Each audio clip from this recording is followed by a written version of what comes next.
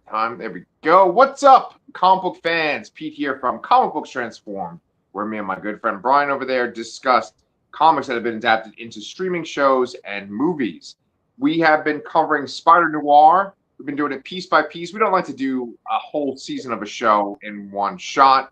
I know every episode's been out for weeks, but we are up to episodes 5 and 6. And Brian, I was thinking, I don't think the Spider shows up at all in episodes 5 and 6, right? Sort of briefly-ish. I guess. Yes, he does. He does. It's more like that dream sequencey kind of thing. Oh, okay. Yeah. But there's no like action scene with the spider. No, it's not really much of an action scene. I mean, I think he does use the webbing a few times, but that's about it. Yeah. And you know what? That's totally fine with me. Yeah, I really enjoyed these episodes. Like I like these like better than the previous ones too. Like I really enjoyed the whole angle that they were all soldiers and they were experimented on, and they had this kind of this joint experience here and they're all having different results from it. I was really shocked at how Ben Reilly got his powers. Yes. Well, so that opens up a few questions. Spoilers if you guys haven't watched episodes 5 and 6 of Spider-Noir. But I was gonna say, bro, like the nitpicky kind of nerdy question would be, wouldn't the soldiers that Ben Reilly saved, wouldn't they recognize him from this ordeal that they went through? Like, wouldn't they be like, oh, that's that guy from our platoon or the platoon that saved us? Yeah, well, one of them does. So the one guy, Ogden, who's aging super fast, he does remember him.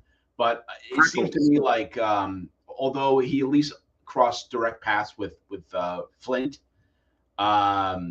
maybe their time together wasn't that long, because he was in there rescuing them. He essentially unlocked the doors, and then, they ran out, and then he found that lab, and that was probably the only time they met. And that whole thing, because they show there's a scene where Ben is kind of being affected by the spider bite that he receives, and you see he's just off camera of that photo they keep showing throughout the series of all the soldiers that were rescued. So maybe they didn't particularly know him or who rescued them. Yeah, I know. It's like one of those things where if you're really enjoying something, you don't necessarily nitpick it or like find all the flaws in logic. But I was kind of like, well, they were all connected. They're all getting their powers from the same incident. It's weird that like he didn't recognize them or they didn't recognize him until years later, Yeah, well, I mean, I think he was trying to kind of keep that information. Ben was trying to keep that information close to his chest that he recognized that photo or any of those people. I feel like he did know who Addison was. That was the fire guy in the beginning, possibly. Yeah. So, I mean, maybe he just didn't see them or have any interaction with them other than opening that gate, that prison cell. Yeah. And then it's kind of funny, right? Because, what we're sort of talking around or whatever is that we find out how the spider got his powers and we find out how these villains have gotten their powers. Basically, there was a German scientific experiment going on where all these American prisoners of war are on these gurneys. And then each of them are like attached to a sort of like a jar, like a container that has some kind of thing in it. So he mentions electric eel. So it's like, okay, there's Electro. But then, it's actually not Electro. I found out, I was reading about this. It's actually Megawatt, who's a very, very minor villain that may have only had a handful of comic appearances. So it's not Electro. His name is Megawatt. Is that the fucking failed actor that had electric powers? Isn't that the weasel guy from Darkwing Duck? Wasn't that Megawatt? Or was that Megawatt? Yeah, I think there was a Darkwing Duck character too. Yeah, maybe that's why we haven't heard of him, because they got sued for using it. Maybe, yeah. So, but my little joke that you cut me off, I was setting it up, man. But it's all good. My little joke is like, so we're like, was Flint Marco just like connected to a container of sand? And then like Tombstone, like what would he be connected to, like bricks or whatever? Like I didn't know what was going on there. Yeah, I don't I mean, we don't see Flint hooked up to any experiments, Right. or Lonnie for that matter. But Right. I don't. I mean, clearly Flint is turning into sand, but I'm less sure about what Lonnie is mixed with there. I mean, like Tombstone is just. I mean, I don't even think I understand what his powers are. It's just like it just has like super durability of some kind or something. I mean, Yeah. It's funny because I actually don't know Tombstone's origin in the comics. yeah, You know, I thought he was just he was a gangster. I know he has some kind of shared history with Robbie Robertson, but I don't fully know. Yeah, I guess I don't know his exact origin either. yeah, I think I remember seeing this comic from maybe it was Zeb Wells' run because they focus on Tombstone a lot in that one with the whole gang war thing, and Yes. I think the part where like he like grinds down his teeth so that his teeth are like fangs, and I think that maybe he was just born with some kind of condition where his skin had this weird pigment to it. I don't think there was like any kind of science experiment or anything like that. You know? No, but I do think he does have some kind of ability of some kind. Okay. Yeah. Some kind of durability. Like maybe his skin is hard as a rock. I don't know, but Yes. we should probably look that up. Yes. Yes. Yes. Well, I was as hard as a rock watching Nicolas Cage act after he was bit by a Spider-Man. He was like literally bit by a fucking Spider-Man. We're talking so much about, and everyone in general is talking about the Spider-Man Brand New Day, and people keep wondering, oh, is Peter going to grow 4 more arms? Is it going to be this kind of crazy scene? Is he going to be like a man spider? But we saw a man spider in these flashbacks. Yeah, it was pretty creepy looking. Yup. Some Yup. serious body horror going on in the show. Yup. I just want to add that I loved the detail of Nicolas Cage kind of moving like a spider or like channeling that or whatever. And I Right. love that he said he watched movies to try to retrain himself to be a human. I don't know, like they showed him watching several movies earlier in the show, and I love that little detail. I don't know why. It's so kind of like stupid and far fetched and ridiculous, but I love it. Yep. Yep. It's such a Nicolas Cage line of like, Yes, I watched yeah, movies so I could learn how to be human again. Yeah, yeah, yeah. that is And a I really know good Nick Cage, by the way. thank you, thank you. Well, getting a lot of them in watching the show. But I knew that he did all these weird kind of moves and stuff, and these episodes were just filled with that. Whether it was like him first waking up after being bitten by the spider guy, or like him sort of snapping out of his drug-induced state that he was in when he gets captured in these episodes. But one thing I also wanted to bring up with this whole sequence is the guy Freckles says to him, like it was hard to find him after he changed his name. Yes. So the assumption is that he was Peter Parker when he was a soldier, then, right? I'm guessing. I kind of want to almost go back and watch that flashback scene where he's like storming that camp, the base, whatever. And Yeah. I'm wondering if anybody calls out a name at some point. I could swear I heard the name Jones somewhere, but maybe that was Nicolas Cage saying that somebody else or something. But Yeah, I think you say someone else. Yeah. okay, so yeah, I mean it's very possible. I know that the creators of the show were asked about like, hey, like why is this Ben and not Peter Parker, all that, and maybe that's our answer. Maybe that he is Peter Parker, and then he just took on this name, which I think would be very fitting. Yeah. But let me ask you this: in Into the Spider-Verse, isn't there a part where all the people from the other worlds are gathered around Miles, and they're like, "I'm Peter Parker. I'm Peter Parker. I'm Peter Porker," right? And like, does he say he's Ben Riley in the I'm movie? pretty sure Or he does. he says he's Ben Riley. Okay. Yeah. Okay. Yeah. So funny. And then like, there's this one sequence I forgot about, but I saw it on like social media where he's on the couch in Peter Parker's house or Aunt May's house, and he's looking at a Rubik's cube, and he can't tell all the colors because they're all black and white for him. But it's funny because the show could He be hasn't in seen color. the show. Right. Yeah, he hasn't seen his own show. That's right. Yeah, no, but that brings up a really good question too. That is this the exact same Ben Reilly that's in Spider-Verse or not? And if it is, is this before Spider-Verse? Is it after? Kind of. Yeah. I would assume it's after Spider-Verse because I think he does in his narration. He mentions he's like, I got asked a question once. Are there other worlds or something like? He says something like that, and like he does reference the multiverse in like his monologue in the first episode. Okay. So I don't know. I mean, I could be completely full of shit. You're much better with details than I am. Yeah. So, do you remember the scientist's name? Freckles' mom. Yeah, it's like Alethea Faber. Okay, right, Dr. Faber. That's right. Because I was thinking that maybe it was going to be like Alistair Smythe, but like a female twist on it. Yeah, but I mean, a lot of the characters here that they're using, kind of unique names and just really taking the kind of superhero-ish name for the most part. So, like Silvermane is not Silver. This is the first iteration that Silvermane is not named. God, what is his name? I don't remember what his name is. I can't remember, but it's not. I can't remember the guy's name in the show either. Oh shit! All right, hold on. Let's look him up. So Silvermane in the comics is Silvio Manfredi. Yes. Okay. From the you said Alistair Smythe, and it just completely threw me off because I knew it was another S sound. Right.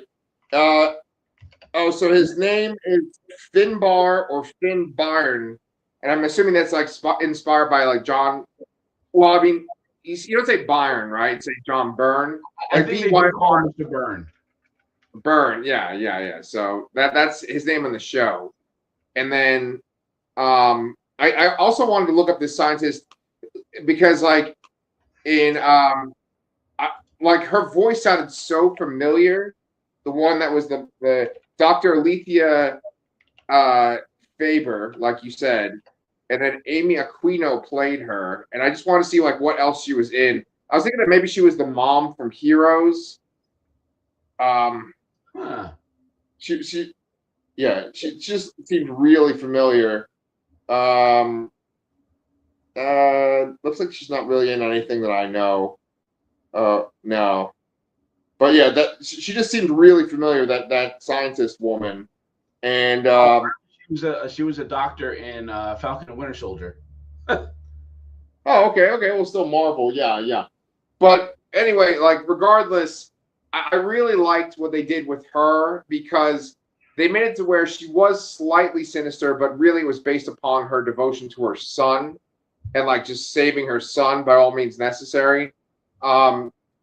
And I like that she had that personal connection where like Freckles was her son. And it was like you thought that he was like her old lab partner, but then it was just like her son just really aged up, Yeah, no, that was a twist that I found very interesting. And it's funny that, she was working on this whole thing for like 15 years. And then the second she gets a hold of Ben Reilly and cuts him open, it's literally done in a day. Right. And then the irony, which I thought you were going to say this, was that like she cures her son, but then like 3 minutes later, Silvermane shows up with Tombstone and Mega Watt or whatever the fuck and Sandman, and then she dies. Yes, it's all because Robbie published his article, so Silvermane knew where to go. So that little timing of events was a little like suspect, to me, but. Again, I enjoyed the ideas that they came up with so much that I can very easily overlook it as a minor flaw. Yeah. And then like another thing that you can kind of overlook or whatever is that I feel like it's very reminiscent of The Amazing Spider-Man 2, where like you have villains that kind of have mutations and then like the key ends up being Peter Parker or like Ben Reilly's blood, Yeah.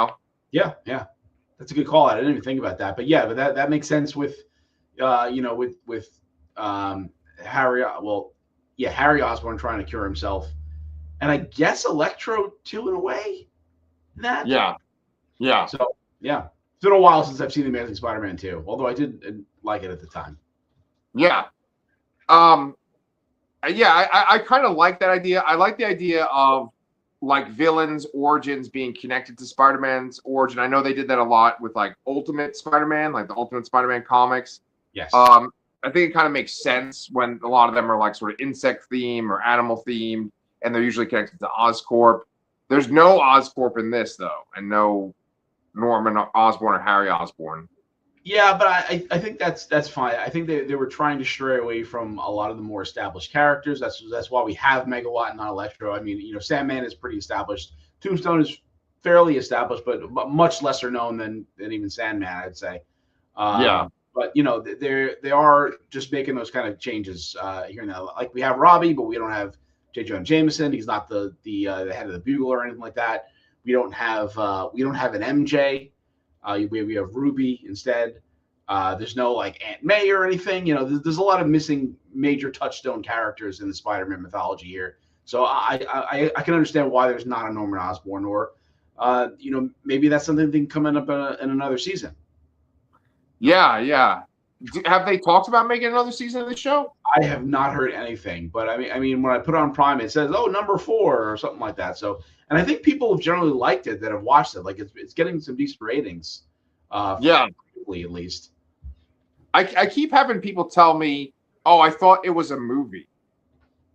Really? Huh? Yeah. Like Danny said, I thought it was a movie, and then there was somebody. One of my friends was like, "I thought it was a movie," and I'm like, "No, it's this show." Well, I guess they can't think of. Go ahead. I'm sorry. Yeah, no. This will be the first time that there's a live action spider related TV show. Generally that's a cartoon if it's on TV, and it's on screen. There wasn't one from the 70s. Oh, that's true. Yeah. That's very far removed from today, though. So yeah, it's older than us. Yeah, very true. And we're pretty old. Yeah, and it's not very good. Right? No. But I was gonna say, like, one other thing that was exciting or whatever. You had this sort of noir angle because he reveals his identity to Cat Hardy. He kind of tells his origin story to her.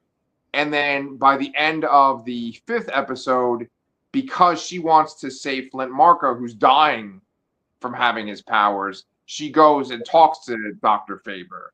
And she says, like, can you save them if I tell you who the spider is? And I felt like that was a very noir type thing, because a lot of times you have a femme fatale and the femme fatale betrays the protagonist.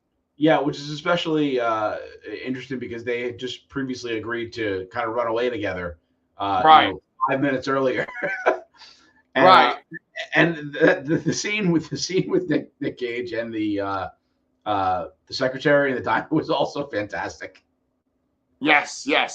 When he reveals to her, like he almost was like Tom Cruise when he was talking about Katie Holmes on the Oprah show. Do you remember that? Oh my God, yeah. I'm in love with Cat Hardy. Right, it was like that.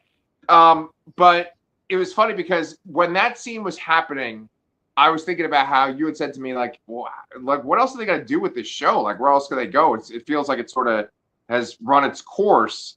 And I was like, oh, okay, well, are they going to kill off Cat Hardy? Because it seems too positive. The fact that she was all down for leaving, but then she betrayed him. I wasn't expecting that. That was a nice twist.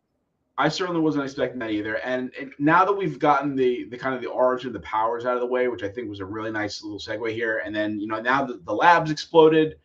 We have Silvermane and the Spider kind of leaving the scene at the same time. So the Spider has the antidote. And then now we have to look forward to the conversation between the Spider and Cat. And then, Cat still wants to get away from Silvermane. And then, we can potentially cure, all the Silvermane's goons, I imagine that it's, is his name Leland, the Megawatt guy, I guess, the actor dude. Oh, yeah. Yeah, I imagine he probably wouldn't want the antidote. I think he likes where he is. But Tombstone definitely seems like he would want to be cured, 100%. And then Flint's kind of more up in the air for me.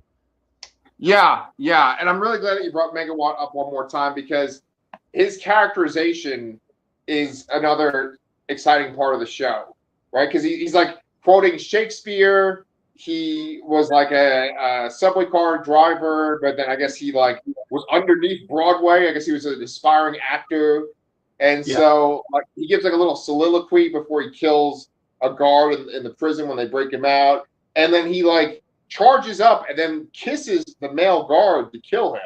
And I was like, That was, oh, okay, that that was was not great. expected. What's that? That was such a great kill.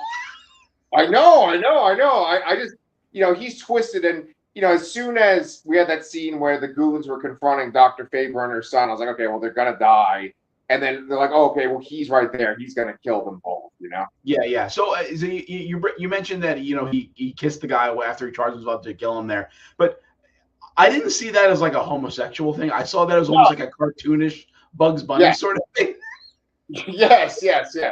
No, it wasn't a homosexual thing. It was just kind of like sadistic. He could have just like zapped him, but he did this sort of like intimate thing to kill him. Yeah, and, yeah. And, to me, it's a testament to why the black and white is much more effective because I feel like the goons, they probably look a little silly in color, but they're creepy looking in black and white, especially him.